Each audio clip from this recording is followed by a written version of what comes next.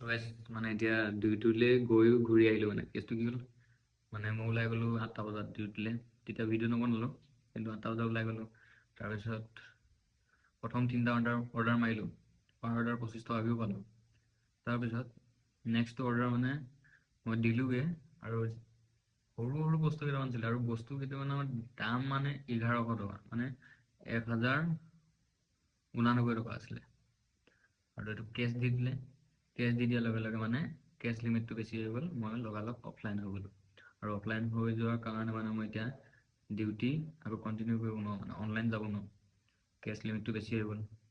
সিমানটো মোক পকেট বেলেঞ্চত মানে সিমানটো মোৰ ডিপ'জিট নাই যিমানটো মই কেছ লৈ ল'লোঁ এতিয়া মই এক্সট্ৰা আকৌ এতিয়া 450 টকা ডিপ'জিট কৰিব লাগিব তেতিয়াহে মই অনলাইন যাব পাৰিম আৰু এতিয়া অনলাইন যাবলৈ ইয়াত মানে দোকান চোকান আমাৰ গাঁৱত হ'লে দোকান এখনত গ'লোঁ 1000 টকাত 10 টকা এটা এক্সট্ৰা দি পিনে তেনেকৈ অনলাইনত ভৰাই ল'লোহেঁতেন কিন্তু ইয়াত মানে তেনেকুৱা দোকান চোকান মই বিচাৰি পাবলৈ বহুত টান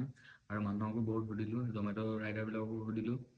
যে অনলাইন আছে নেকি 1000 টকা এটা বুলি নাই নাপালোঁ এতিয়া সেইকাৰণে আহি ৰুমত পাই গ'লোহি বেছি মৰা নাই খুব বেছি 150 টকা মাৰিছিলোঁ চাগে তাৰপিছত অফলাইন হৈ গ'ল তো আজি ভিডিঅ' ইমান এটা বনাব নোৱাৰিলোঁ আৰু বৰষুণো দি আছিলে পেন চেন তিতিয়ে আছে বৰষুণ দি আছিলে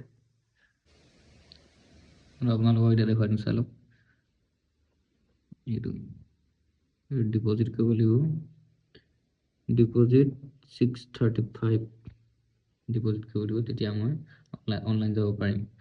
আৰু আজি এতিয়া মাৰি অহাকেইটা দেখাই দিছোঁ অৰ্ডাৰ এইটো প্ৰথমটো মই এইটো 30 প্ৰথম নহয় এইটোতে কেনেল লাগিছে এইটো 35টোত এইটো 63 দুটা মাল্টি অৰ্ডাৰ আছিলে 63 আৰু প্ৰথমটো আছিলে 70 ইয়াৰ লগত আছিলে প্লাছ আছিলে মানে হেৰিটো এক্সট্ৰা পাৰ অৰ্ডাৰ দি আছিলেতো এইটো কাইলৈৰ হয় এনেকৈ মানে এক্সট্ৰা পাৰ অৰ্ডাৰ দি আছিলে মানে এইটো 10 টকা দি আছে কিন্তু এনেকৈ 25 টকাকৈ পাই আছিলোঁ পাৰ অৰ্ডাৰ আজি ঈদৰ কাৰণে মানে এক্সট্ৰাকৈ পাৰ অৰ্ডাৰ পাই আছিলোঁ